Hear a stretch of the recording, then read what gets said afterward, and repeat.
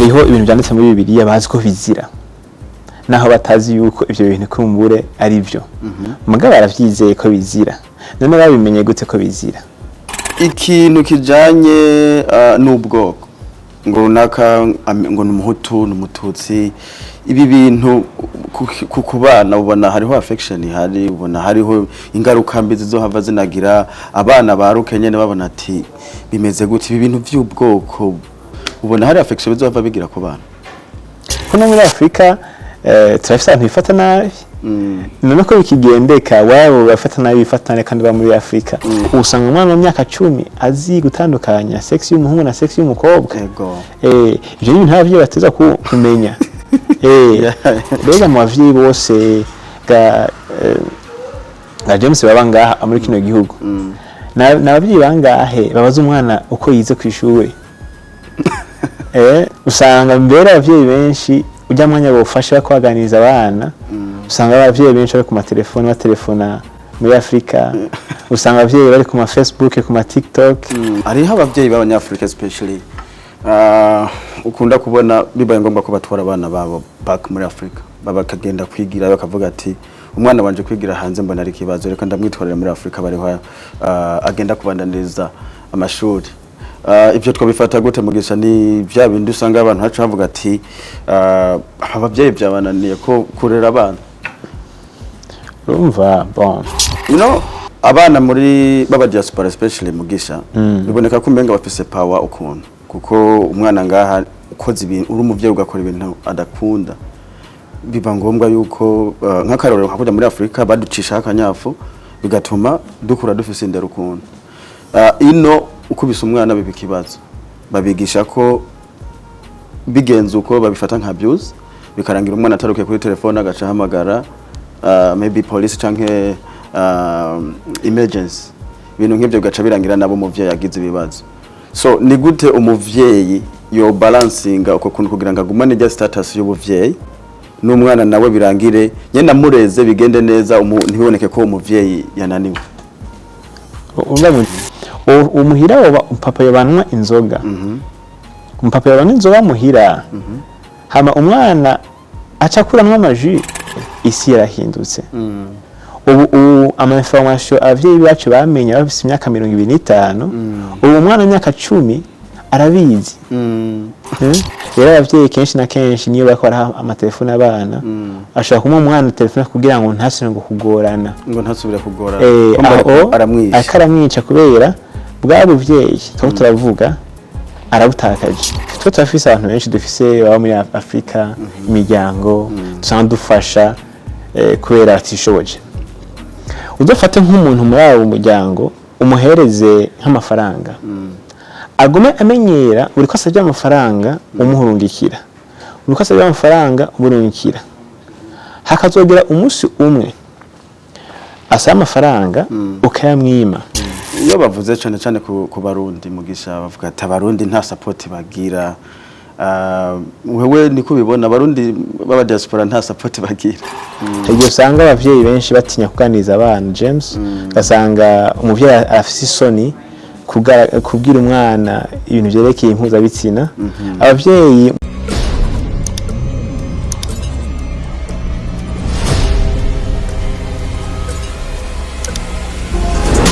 Hello ladies and gentlemen, mwiriwe na mwaramutse, bonjour, bon après-midi, bonsoir, ça dépend naho umwe wese aherereye. It's James Media Australia. Twagarutse, it's been long time. Happy New Year 2026. Twagarutse kabisa. Nizere ko ibintu ari mwake nizere ko mumaze ibihe muri ko murabyitwaramo neza. Ku bantu mugihumeka no gushima Imana kuko 2025 wari umwaka utoroshe. Hariho wabo bitashoboke ko umwaka bawurangiza ariko twebwe byarakunze ko umwaka turangiza no buturacari bazima so no gushima Imana fresh sana so mbere yuko mbandanya reka maze mfata umwanya kugira nshimire aba subscriber mumaze gukora subscribe kuri no channel James Media Australia ndabaha ikaze kabisa iyi channel ni channel ifise vibe ni channel yo ngaha muri Australia yizewe n'igihugu fresh sana dutanga ibiganiro tubagezaho amakuru atandukanye especially kuri ko biraba muri Australia no hanze y'igihugu ibintu nk'ibyo so muzobona byinshi, muzokwigira byinshi kuri channel. Ndabahaye kaze again. So sindabicisha n'amajambo. Merci Damingi. Ibiganiro dukora hano urashobora kubikorera share ukabiha n'abandi bantu kugira ngo dukomeze twigishanye ibintu n'ibindi. So nkuko namanda babwira aba diaspora usanga turi busy ariko iyo tunosakanya turaganira tugatera ryarenga fresh sana nkuko mubibona ndi kumwe na my big brother Mugisha umwami mujama barayita umwami reka mbonero no kumubaza atuganiriza fresh sana. My big brother, welcome to James Media Australia, bro. Murakoze cyane. Yego. Abanywanyi rero bashasha n'abatakuzi muri rusangi urashobora kubibwira njya kugira ngo tumenyane fresh sana. Merci Daming. Yego, murakoze cyane. Bwa mbere kafata kano kayanda bashimire kuba mwatwimviye ko mukadutumira mu kino kiganiro. Ni kiganiro tuzi ko kikekwana na benshi hano muri Adelaide na cyane mu gihugu cyose cya Australia. Wanashima no mu gihugu c'amavukire igihugu cy'u Burundi nabo nyine turazi yuko bakurikirana ikiganiro cha James Media kuko ni gihugu ni kiganiro cyerekana na cyane ukuntu abene igihugu b'abarundi baba mu mahanga babayeho ibyo bakora ibikorwa antuka ni kiganiro gikundwa na bose. Yego hama ku mazina abanyita Mugisha Robert cyangwa Mugisha Robert ariko ku ucuti n'abagenzi abantu banyegereye hafi bakunze kunyita umwami sinzi gituma ariko nitazirano nahawe n'abantu b'inshuti bari hafi yanje kumbe dukorana ibikorwa. Ego safi sana kabisa. Yeah, merci bien mingi, welcome man, welcome kabisa tuganire duce ku mayange utuganiriza byinshi my brother. Yego. Igituma rero muri rusange nagutumiye hano kugira ngo tunaganire no kubera in the past narigeze kubonaho ukora ibintu bijanye no gufasha abana canke musanzwe dufafanire gatoya utubwire bimeze gute uwo muhamagaro wawugize gute ni ibintu bitoroshe kubona umuntu aboneka nk'umuyang kuntu ariko acayivanga muri ibintu byo kuvuga ati reka mfasha abana nkorane nabo bigenda gute umuhamagaro waje gute? Ego makoze cyane kubyo umuhamagaro w'ibikorwa dusanzwe dukora waje bivanye n'ukuntu natangiye kubona ukuntu gwaruka bonga mu kino gihugu rubayeho ugasanga n'ugwaruka bafise kazoza kari imbere keza muko ugasanga kubera badafise encadrement nziza cyangwa uburongozi bwiza ugasanga ugwaruka gwivanga mu bintu byinshi bitabereye bigatuma n'amashance kino gihugu gifise badashobora kuyabona. Rero njo nacefata abagenzi cyangwa ubwo n'ugwaruka tuyumba cyo kimwe tuvuga ati mbega hamwe twokora akantu nk'aga club cyangwa nk'aga club akantu gashobora kuzakarankadra abandi bana biciye muri empowerment tukempowering urugwaruka biciye muri education hama na recreation activities wanashima na education kugira ngo urugwaruko rubone yuko hariho izindi opportunities zihari zirengeye kuri bijya bakora bya misi yose. Rero kubona urwaruka rwinshi rwivanga mu ma activities adakenewe gasanga urwaruka buri weekend bari mu nzoga gusa gasanga bari mu tugwi tutaganira iby'iterambere twaje tuvuga ati mbega hamwe tworema akantu tuza turakora twatuyibutsa urwaruka yuko kino gihugu gitunze cyane kandi gifite ama opportunity ushobora guhereza abandi n'abavukana n'abandi bana muri rusange. Yego nico cyadukwegereye gutanguza ibyo bikorwa. Afu gufasha umwana utabyaye sometimes it's a big task, you know. Ntahandi biviramwe n'abantu bagaca biyumvira ati koko uyu muntu birangira gute afashe abana atari kwiwa atavyaye ushaka kubikora nka je ndakunda gusupporting ibintu ngibe mu byo kuri yo mbonye umuntu yivanze mu bintu bishobora kuba byofasha abantu. It's a good stuff, that's why I like to support things like this. Ubona ibi bintu bizoshika he ubona bizohindura iki ubona bizofasha iki Australia muri rusange canke n'inyuma ya Australia mbere bigatanga n'akaroro keza ku bana let's say bari no muri Afrika ibintu nk'ivyo ubona bizoshika kuri intention yawe? Ego mwakoze cyane kwico kibazo. Bon ugerageje kuraba kenshi na kenshi abantu bakunze kubona ibiri hafi ntibaraba ibiri inyuma. Rero iyo ugiye gukora ikintu nk'umurimo mwitumo na cyane cyane anosha cyaba ati mbega ahantu nta nyungu zihari. Ari ngomba ndahagere. Rero iyo umuntu atangiye kwiyumvira gutyo agatanga kwiyumvira inyungu hakuraba intérêt z'ico kintu nico gitamisho yose usanga iterambere ritugora ko abantu biyumvira inyungu ziri mu kintu ntibiyumvira opportunity azo ziri inyuma yaco. Rero aho tubona ibi bikorwa dukora ngo ni hehe wibaza canke n'igiki cyatumye dukora bino bintu. Reka ndaguhe akarorero dufate nk'imyaka 10 canke imyaka 15 abanyafrika canke abarundi ba mbere batangiye kuza ngaha mu kino gihugu kacura ubwo gwaruka generation usanga generation aho abajene benshi ataco bimariye. Mu kuvuga gutyo haro uca bitahura nabi ngumvuze nabi cyangwa ndatukanye mugabo gushika ku kintu ngo gute tugiye kuraba neza yani makominote usanga yiteje imbere gasanga ugwaruka baraje hamwe bagakora akantu kamwe kabateza imbere mugo kacuraba aho muri kahise kacu k'abarundi ngaha usanga nta bajene bigira baje hamwe kugira ngo bashobore gukora umugambi ushaka kubateza imbere. Rero ivyo byose mu byo dukora nivyerekana yuko abajene bashaka kuja hamwe bagakora umugambi hamwe ushaka kubateza imbere muri kubu no muri kazoza. Ego that's a good one. Kuri ico kintu nyene cyo gutera imbere bisanzwe ubona haburi iki my bro like you know ubwo se handi uca usanga abantu bavuga ati abarundi anyway nta support bagirana hagati y'ibintu nk'ivyo yivuze ati nyende kwiteza imbere bipfira hehe musanzwe? Ego urabona mu majambo makeyi avunaguye kenshi na kenshi umuntu atera imbere yafise encadrement nziza. Nico gituma kera twumva ngo abavyeyi ngo batwaye abana babo ku mashuri meza. Igituma abavyeyi babikora ko ari kugira ngo umwana aronke encadrement nziza. Encadrement bisigura yigishwe neza kugira ngo ashitse imbere azogira ico yimariye. Rero mu encadrement ikogwa gute? Muri ico gihe bisaba yuko nka communauté haba hariho amaprograma ategekanijwe gusupportinga ugwaruka. Akaba amaprograma hari n'abavyeyi bwabo bagafata akanya ko kuza barankadira abana babo. Kuko bakunze kuvuga ati ngo ngiyo utigishijwe n'umuvyeyi isi yo yakwigisha. Kandi rero kenshi na kenshi iyo isi yigishije abana ibigisha gutandukanye nuko wo muvyeyi ubushaka ku mwana wawe aba. Rero kenshi na kenshi ntuzutangara umwana wawe ahindutse ukundi ni kubera kenshi na kenshi atamwanya uronka ukumuba hafi. Rero ibi nivyo hanze bice bimwigisha.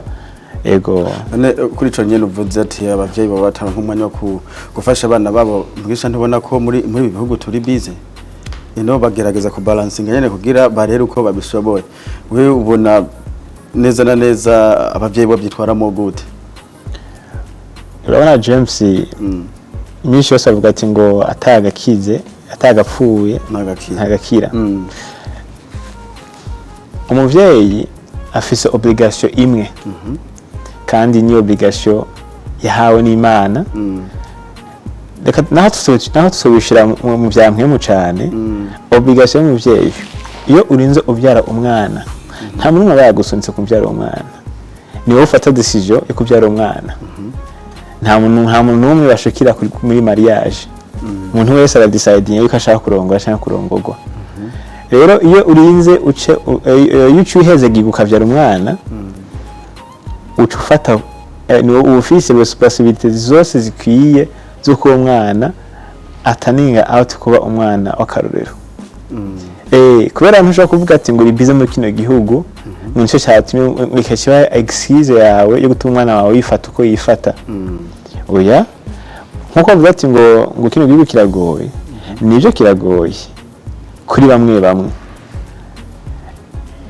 kigoye gute mu kudashobora guplaninga umwanya misi yose haraho umwanya w'ikintu cyaco cyose haraho umwanya wo gusenga haraho umwanya wo kuganiriza abana haraho umwanya wo kuganiriza umufasha wawe haraho umwanya wo gusenga wo gufungura umwanya w'akazi kintu cyose kirafise umwanya wacu rero kubera social media yagwiriye cyane usanga mbere abavyeyi benshi ujya mwanya bofasha kwaganiriza abana usanga abavyeyi benshi bari ku matelefone batelefona muri Afrika usanga abavyeyi bari ku ma Facebook ku ma TikTok uko nukuri ujya mwanya rero ntuze ufate minenegwe ngo umwanya muto ngo wihaye raba umwana mbega mu bavyeyi bose ga James baba ngaha muri kino gihugu n'abavyeyi bangahe babaza umwana uko yize ku ishuri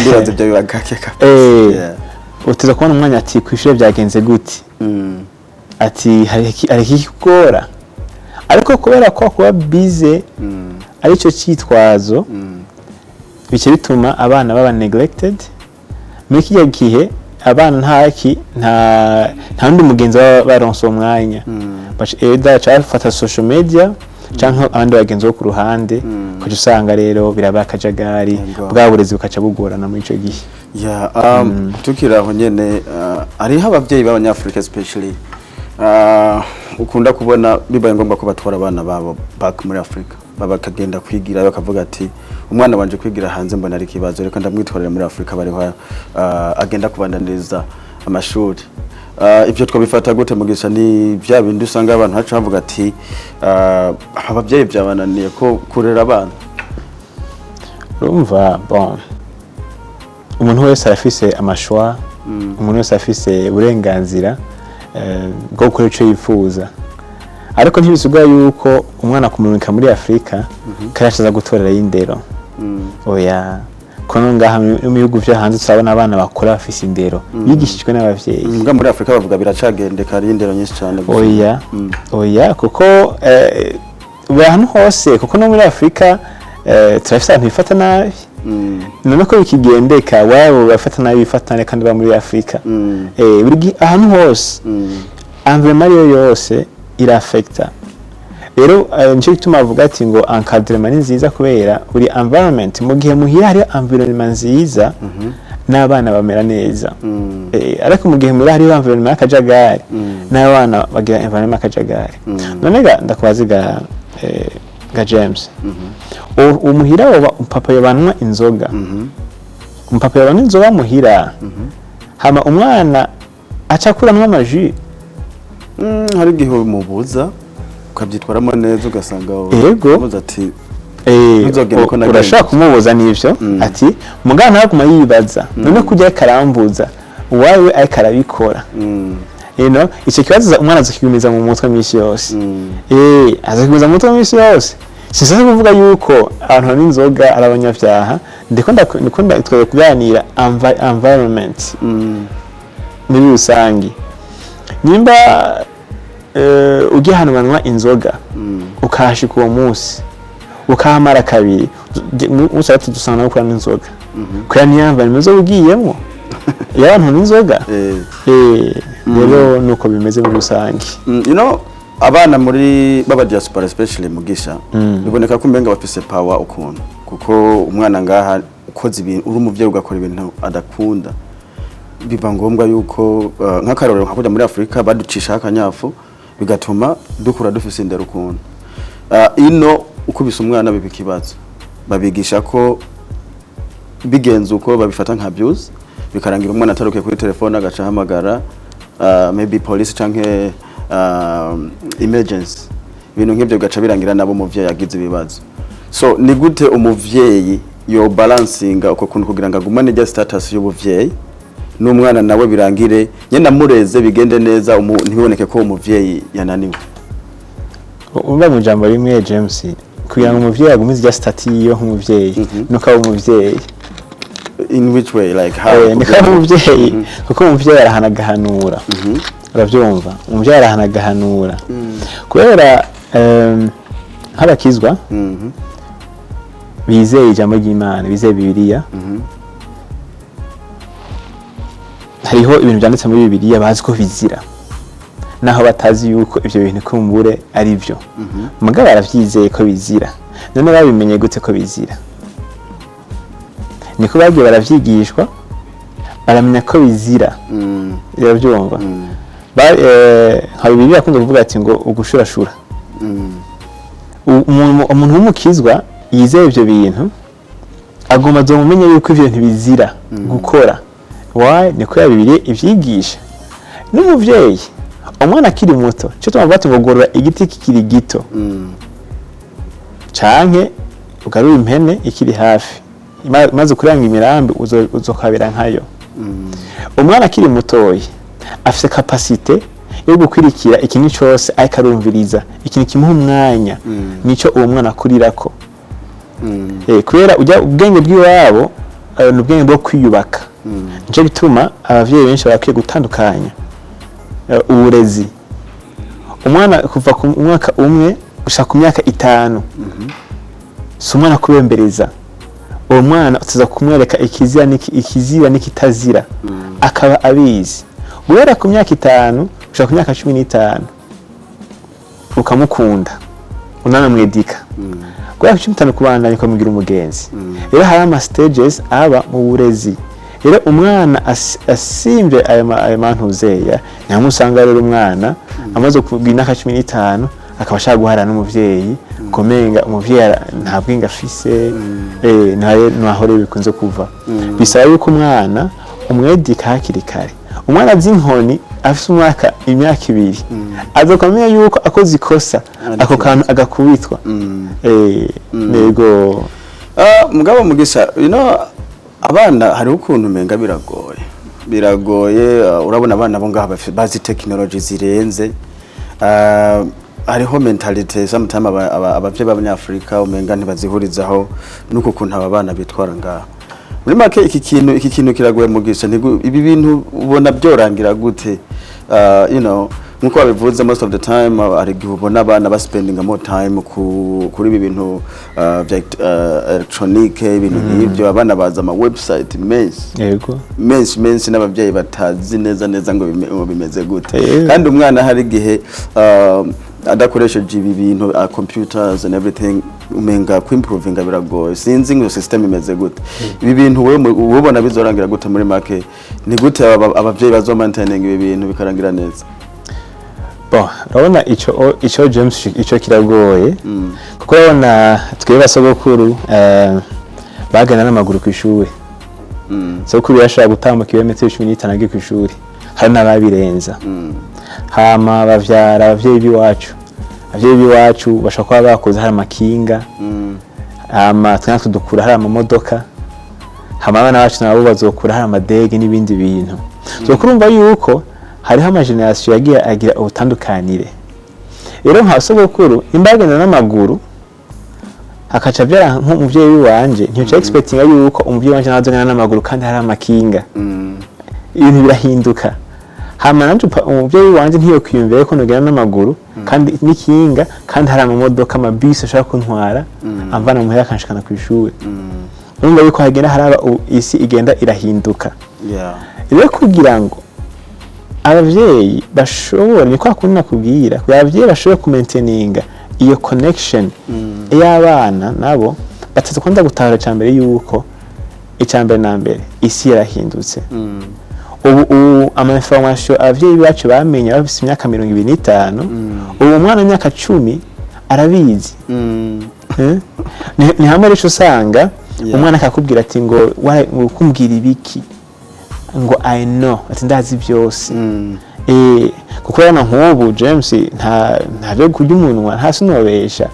Ubu usanga umwana w'imyaka 10 azi gutandukanya sex y'umuhungu na sex y'umukobwa. Ibyo ni ntabyo bateza kumenya. Rero ngabimenya gute ivyo bintu rero? Ni kubera amatelefone yagiye araza, social media ni nyinshi cyane. Rero abavyeyi kenshi na kenshi niyo bakora amatelefone abana ashaka kumwe umwana telefone kugira ngo ntasubire ngo kugorana, ngo ntasubire kugorana. Aramwica kubera bwa buvyeyi cyo turavuga arabutakaje. Okay. Kubera iki uyu mwana arize simaka ngo muhimbombo kwanza umwana arizwa n'iki yari karakosa nyuma umwana karakosha ukaca umuha ikintu birangahore azomenya yuko nakosha atacibitwaye nakosheje nta kimwe ntashobora guhanwa ahubwo ashaka muhakana kugira ngo ntabandanya agorana. Nico gituma abana rero uzosanga abana bino bashaka kugumuka mu nzu basanga umwana arafashe atasha amasaha ashatse kubera iki ntigeze experiencing ibihano akiri mutoyi. Rero turafite social media ni nini cyane nico gituma umuvyeyi bakwiye kuba abigisha ba mbere b'umwana bakaba n'umugenzi we wa mbere babana babo. Atari uko social media izobyigisha n'abagenzi babigishe nabo bigana ku ishuri babigishe. You know Mugisha ababyeyi baba diaspora especially baragerageza mu kurera je niko no bivuga.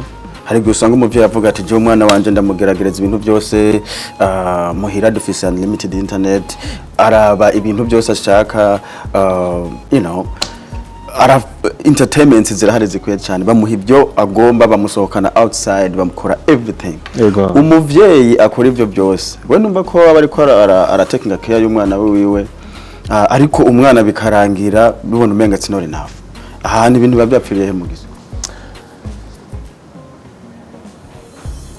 Urabona James tujye kuraba nk'ama research yagiye arakogwa n'abahinga na cyane mu gihugu cya Amerika hariho abana wasanga bisha abavyeyi wabo kumvo izi zikurikira. Basanga umuvyeyi warakoreye ibintu umwana wawe gushika afite imyaka 30 hama ca kintu ukakibura umwana akavuga ati wo muvye ntakinkunda. Reka ndabona urugero rwa hafi twe turafise abantu benshi dufise baba muri Afrika imiryango dusanga dufasha kubera atishoboje.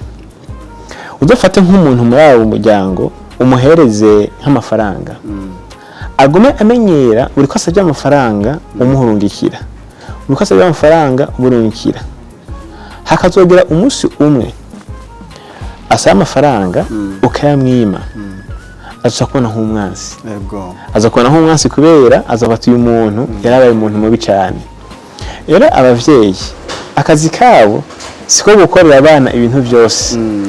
Akazi k'abavyeyi ni kwigisha abana ukuntu bashobora kwikorera ibintu byabo bose bonyene. That's why tuza kwigisha abana kuba independent. Naho bifira rero James umuvyeyi ya arinze akora ibintu byose umwana misi yose hageze naho ko ashika muri rwego rwo kwikorera ikintu na kimwe usanga atabizi. Par exemple akarero kanyuma nk'abana kunze kuraba amafilime hana kunze kuraba amafilime za ba Superman. Superman iyo atahari abantu bose baba bari vulnerable. Kubera habaye ikibazo niwe agira iki niwaza gufasha abantu bose. Umva ahavuye amonse bacapfa. Kwene niko iki apfa niko ntigize yigisha abantu kwigwanaho.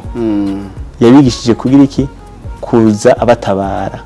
Rero abavyeyi bakwiye kwigisha abana bakabigisha ukuntu bategeza kubaho bakabigisha indero bakabigisha ukuntu ateza kwifata nibashika muri community cyangwa nibakura bazomenya ukuntu bashaka kwikingira. Sana kabisa.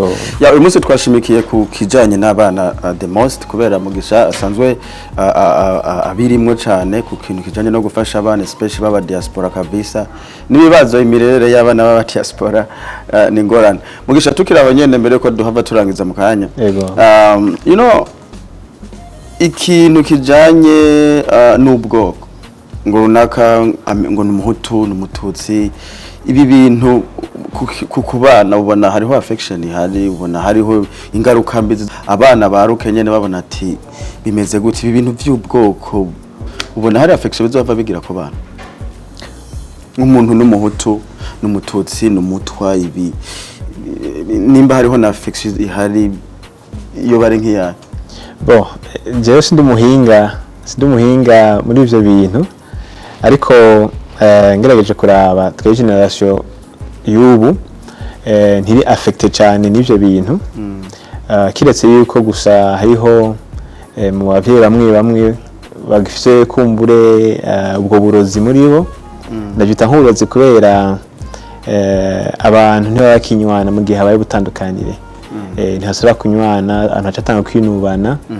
rero nibaza yuko generation y'ubu vraiment ntibihari kiretse yuko gusa ari abavyeyi baruga abana babo bakabibigisha niho bishaka kugira iki bishaka kugira ingaruka mbi cyane gose kuri generation izoza kubera uwo mwana azoguma amenya yuko abanaka n'abansi banaka n'abakunzi banaka n'abansi rero nk'abavyeyi bakwiye kuzaha ubwo banyonyesha abana babo kugira ngo mikazoza bana bazamenye ukuntu ashaka kwigwana kuko abavyeyi ntibazokwamaho James kuko ugiye kuranga nka generation ya kera abavyeyi benshi bafite imyaka 50 60 imyaka 30 40 abantu bazobakibaho rero mu gihe ufite nk'abantu nk'abo bigisha ibintu nk'ibyo abana babo bazi yuko myaka 40 iri imbere atazobakibaho bakora yica abana babo kuko usanga uwo mufashije ari ujyanye n'akarinuba gacu usanga umwana wawe arakuze ntacu na kimwe imariye ego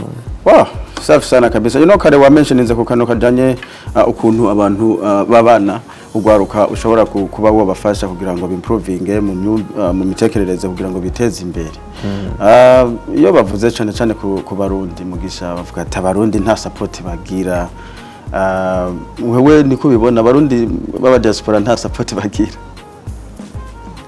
niho binapfira niho nabo bantu ubona ko batiteza imbere atani ibintu byatari ubona bigezaho ndashaka umfashe mu gutahura neza support yo ari support nk'akarorero nk'umwana ashaka kwiyandikisha muri club akina umupira cyangwa ugasanga umwana araririmba dore ko ibintu byo kuririmba usanga bavuga ati ibi bintu kabisa reka support nyene yo kumuha nk'impanuro canke umubwira ati bandanya komereza aho bizogenda neza ibintu nk'ivyo support nk'izo so ubona hari ikintu kibuze especially ku bantu b'abarundi naka kantu usanga bavuga ati nyene nta support y'abarundi bafitanye even hagati yaba sometime wewe niko bibona jewe nibaza yuko sindashobora gutembera mu miryango yose y'abarundi bangaha muri kino gihugu ca Adelaide cyangwa kino gisagara ca Adelaide ariko ngerageje kuvuga nkuko ndabibona canke abamaze kunyegera bafise imyidogo yuko abarundi badafashanya especially yuko hari ibintu bimwe bita ibizira canke ibintu bibi cyane kurabona nk'akarorero James tuvuge nk'umwana wawe araja kubwira ati muvyeyi je ndakunda umupira shaka undihire cyangwa umfashe nje muri bino bintu kenshi na kenshi abavyeyi ntibakonsidera ibyo umwana ashaka kuko umuvyazo kamara umuvyeyi James kandi nta muvyeyi n'umwe kenshi na kenshi yipfuriza nabi umwana wiwe mugakana abavyeyi nabo hari gihe baca binyora bakinyoringa ibyifuzo by'umwana rero nibaza yuko nka communauté yakwiye kukiraba gategura kumbure ufasha kanaka gategura impanuro ku bavyeyi kugira ngo bigishwe ukuntu bazaragira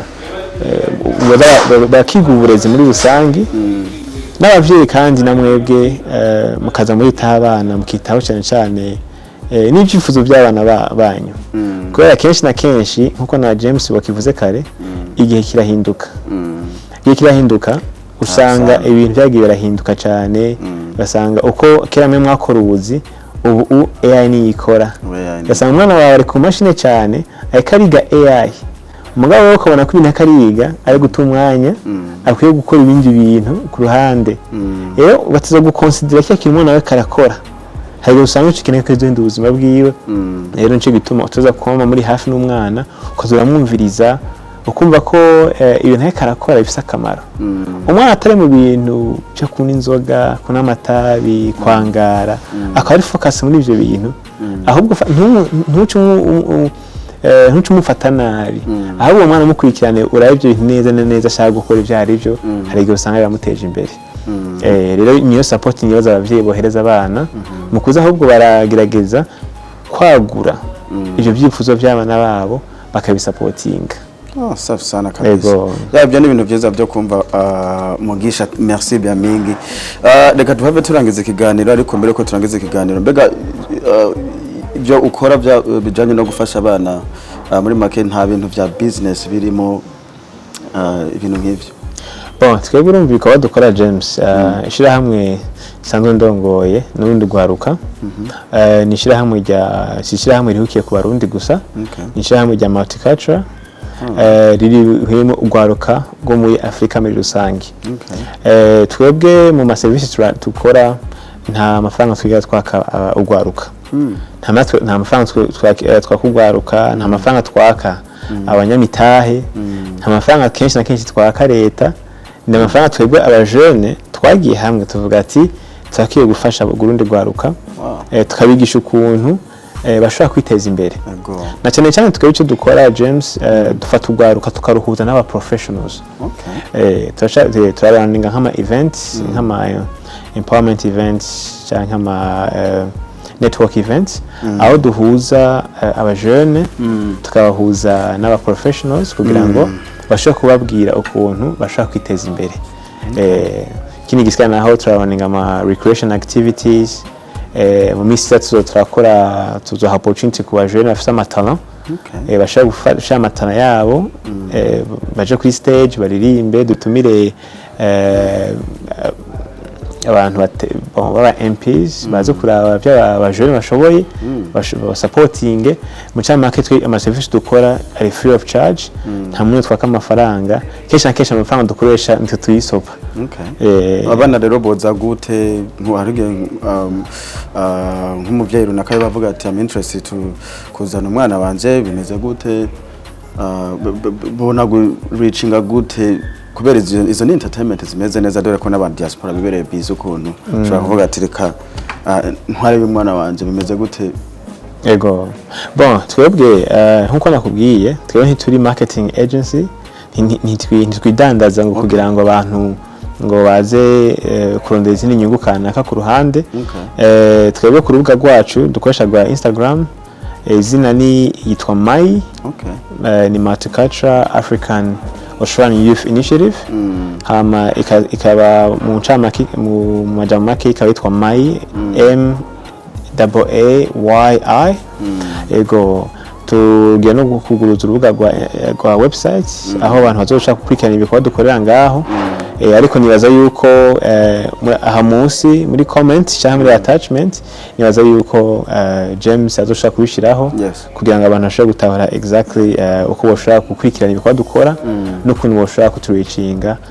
Kandi no kuri website hazo hari ama forms abantu referral forms bashaka gukompeta. Ari nk'umujene afite ikibazo ashaka ko ayogishikiriza, ntiyo kwandika izina, ashaka kwandika gusa tukabona address email yiwe, hama tukamuca tumurungikira referral. Wow, nice.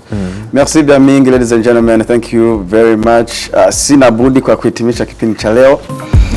Sinze ko ari akandi jambo bubwira abarundi bariko baratwumviriza, especially abumva ururimi tuvuga.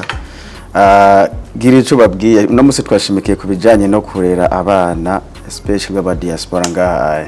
So gira ico ubwiye rero abavyeyi b'abarundi bariko baratwumviriza, bari muri Australia, bari muri Europe, bari everywhere in the continents. Kubijanye n'ikiganiro twakoze uyu munsi niba ari cyo ufise ukongeza? Bon, mu ncamake kugira ngo turangize ndavuga ibintu bibiri mu ncamake ntarangiriye. Cyane cyane ku bavyeyi ni kwatera intege, ntimu giving up cyane, ntimu abana banyu ni abana beza, mubiteho mwigiye kubegera no kubaganiriza, especially nk'abakobwa ku mama babo. Igihe usanga abavyeyi benshi batinya kuganiriza abana James, gasanga umuvyeyi afise isoni kubwira umwana ibintu byerekeye impuzabitsina. Abavyeyi muguruke mu mitwe muganiriza abana, ntibiteye isoni na gatoyi, kubera ibyo nimutabibigisha bazovyiga handi, kandi ntiwifuza yuko umwana yakwiga ibintu hanze, kuko imana byiza ibintu hanze biba bibi cyane gose. No ku bahungu namo nuko nyene abavyeyi abapapa bakaniriza abana babo, babigisha ukuntu umugabo yifata, ibyo bizobateza imbere cyane gose.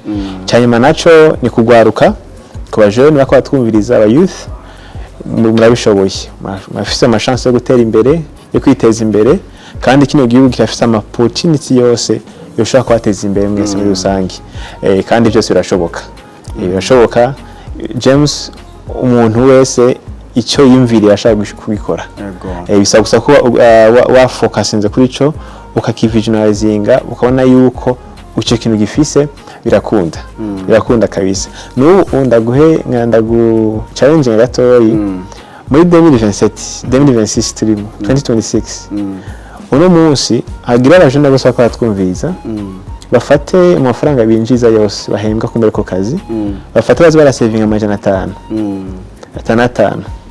uzosanga ku mwaka ushaka guhera umwaka babise igihumbi ku mundwi zibiri umwaka urashaka guhera bafise at least 200 canke ibihumbi 200 canke 224 James 224 umujene ashaka akora investment mu kino gihugu kandi kamuteza imbere rero bishatse guhera no munsi bashaka kwiteza imbere bose natwe turahari nkamayi kugira ngo dushobore kuba guiding uko babikora nukuntu bashaka kwiteza imbere mwakoze cyane gose ko twakira mu kino kiganiro. Merci Daminge, urakoze cyane kabisa mugisha wakoze gushika hano. Nanje reka mfata umwanya kugira ngo ndabashimire. Yakanya nkaka karonse kabisa tukaganira ni ibintu byiza cyane twari kubandanya mugabo umwanya ntubidukundiye. Nimba hariho ibintu mubona mugisha tuganiriza next time kubijanye especially n'ivyo akora. Ibi ni ibintu byiza akora byo gufasha abana kugira ngo abana bimprove kubera nko yabivuze abana muri ibi bihugu bari busy kunwa amatabi kunwa inzoga zimara amafaranga so ibintu nk'ibyo so rero umbonye umuntu nk'uyu ariko arafasha ibintu nk'ibi nkande James ni lazima nshiraho support inze do promoting ibintu nk'ibi kugira ngo abantu bamenye ingene ibintu biriko biragenda muri bihugu tubayeho so nta byatari uyu munsi twe twashimikiye kuri ibi kubijanye no kurera abavyeyi b'abarundi canke uwo ari wese yumva ururimi tuvuga ibi bintu byo kurera abana ni kibazo imyumvire y'abavyeyi bacu bakuze cyane ntabwo iratandukanye cyane gose n'aba bana bariko barakurira ngaha rero hanze niyo tuva imyumvire yatandukanye cyane rero n'aba bana bakuriye ngaha imitekerereze yabo iri completely different so kubibalansinga byose kugira ngo birangire ubaye umuvyeyi n'umwana kure afise indero nziza ni kintu kigoye cyane so tutaganira ibintu nk'ibi kugira ngo wumvemo something hari gihe usanga byagoranye cyane gose so naho wokuramo ikintu kimwe gusa hari gusanga kigufashije ibintu bikagenda neza cyane so merci Damingi nta byatari mfise no kongezaho muri kano kanya hanyuma ufise nk'inkuru ushaka kutuganiriza James Media Australia nico tubereyeho ngo tuganirize uganirize n'abarundi bene wacu canke abandi bose bumva ururimi tuvuga so nta byatari mugisha nimba takintu wongezaho reka do closing ikiganiro we see you guys next weekend ciao murakoze cyane James kandi dushimire kandi n'uri mu buhinga bw'ivyuma ariko adufasha mu gufata amasanamu nawe tumushimire cyane dushimira n'abari ko barumvise ikiganiro ca James Media muandanye gira subscribe kugira ngo mwanda mukwikirana amakuru hari n'agakengeri kandi keke pale munsi nako mugashane kugira ngo muze murabonda amakuru abashizweho kuri James Media channel James Media Australia kabisa baturiye wane ni mwake ibintu tubaha amakuru ku mwanya so merci Damingi mwakoze gukurikira James Media Australia. I will see you guys next weekend. Bye bye. Thank you.